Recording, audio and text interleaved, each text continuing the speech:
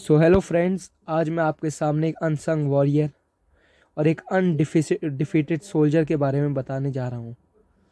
और ये हैं हमारे इतिहास के बहुत बड़े महानायक सेनापति बाजीराव बल्लाड़ भट्ट, जिन्हें छत्रपति महाराज शाहू जी के राज्य में पेशवा की उपाधि मिली और ये पेशवा बाजीराव प्रथम कहलाए।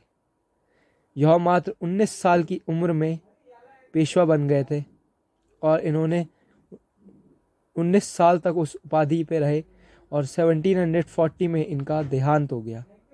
इनका जन्म 1700 में एक ब्राह्मण परिवार में हुआ था और ये 1720 से 1740 तक मराठा साम्राज्य के चौथे छत्रपति शाहू जी महाराज के पेशवा रहे। और आज मैं इनके बारे में आपको बताने वाला हूँ कि इतिहास में आज तक जितने भी राजा हुए वो कभी ना कभी कोई युद्ध हारे। जितने अन्य सेना नायक हुए, जितने भी बड़े राजनीतिक और जो भी हो, उन्होंने कभी ना कभी कोई युद्ध हारा। लेकिन ये ऐसे अनसंग अनडिफिटेड वॉरियर थे जिनने अपने पूरी जीवन आयु में 41 युद्ध लड़े और एक भी नहीं हारा। तो मैं आज आपको इनके बारे में एक किस्सा सुनाने जा रहा हूँ। और ये किस्सा उस समय का है जब मुगलों के विरुद्ध युद्ध में बाजीराव पेशवा मराठी सेना का नेतृत्व कर रहे थे और सैयद बंधुओं की सहायता के लिए दिल्ली के समीप अपना खेमा डाल रखा था। और उस समय उनके साथ उनके सुपुत्र भी थे जो साहसी, धैर्यवान और बुद्धिमान थे।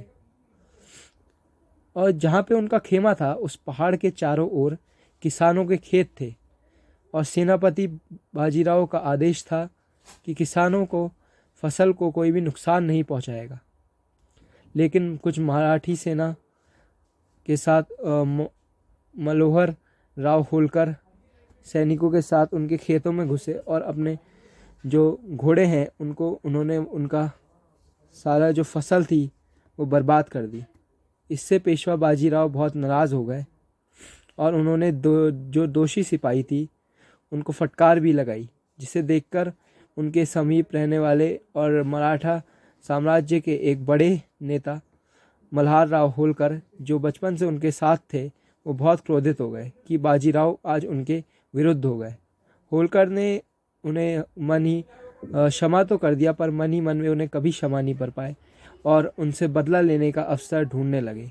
एक दिन बाजीराव जब घोड़े पर सवार अकेले ही कहीं से लौट रहे थे तो दूसरी तरफ से मल्हार राव भी अकेले भ्रमण के लिए निकले थे।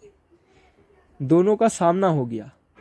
मल्हार राव ने अपने अपमान का बदला लेने का यही उचित अवसर समझा और उन्होंने फौरन बाजीराव की छाती पर भाला तानते हुए बोला, अब बचकर कहाँ जाओगे बाजीराव। बाजीराव इससे तनिक भी विचलित नहीं हुए। वह थोड़ा शांत होकर बोले, मल्हार राव, तुम मेरे बचपन के मित्र हो और जीवन मृत्यु तो वीरों के लिए एक खेल मात्र ही है। यदि लड़ना ही चाहते हो तो शस्त्र त्याग कर अपने शौर्य से लड़ो और मैं चाहता हूँ कि हम दोनों आपस में ना लड़ें, क्योंकि प्राण गंवाने से हम दोनों को ही कुछ लाभ नहीं होगा।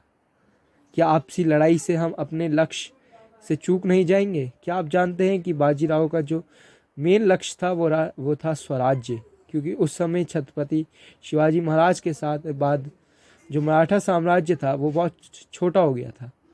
तो बाजीराव जो थे वो चाहते थे कि वो मराठा साम्राज्य उनका उसी प्रकार पूरे स्वराज्य को जीते और भारत पे अपनी अधीनता जमाए। और उन्होंने होलकर जी से कहा कि क्यों ना हम अपनी आपसी बैर छोड़कर देश संस्कृति की रक्षा के लिए एकजुट होने का संकल्प लें। देशभक्त बाजीराव के अविचल धैर्य और हितकारी वाणी का मल्हार राव के अंतर्मन में गहरा प्रभाव पड़ा। उनके मन में कुछ ऐसी प्रेरणा उत्पन्न हुई कि वे तुरंत भाला फेंक कर घोड़े से उतरकर बाजीराव की तरफ दौड़े। उनके नेत्रों से आंसू बह रहे थे और वह सारा द्वेष भाव भूलकर बाजीराव से गले लग गए और उन्होंने ईश्वर को साक्षी मान के यह कसम खाई कि आखिरी दम तक वे बाजीराव के साथ शत्रुओं से लोहा लेते रहेंगे। और इतिहास इस बात का साक्षी है कि होलकर जी आखिरी सांस तक बाजीराव के साथ लड़ते रहे और उनके अन्य दुश्मनों से उनका साथ निभाते रहे। आज अनेक विदेशी शक्तियां भारत की संस्कृति की जड़ें खोदने में लगी हैं, लेकिन हम लोग आपस में ही लड़ने में व्यस्त हैं। तो आज हम सबको एकजुट होकर कंधे से कंधा मिलाकर उनके बद इरादों को नाकाम कर देना है, ताकि भारतीय संस्कृति की अखंडता बनी रहे और वह मध्य वर्ष में जैसा भारत था वैसी जगमगाती रहे। तो आज की हमारा एक किस्सा छोटा सा यही समाप्त होता है।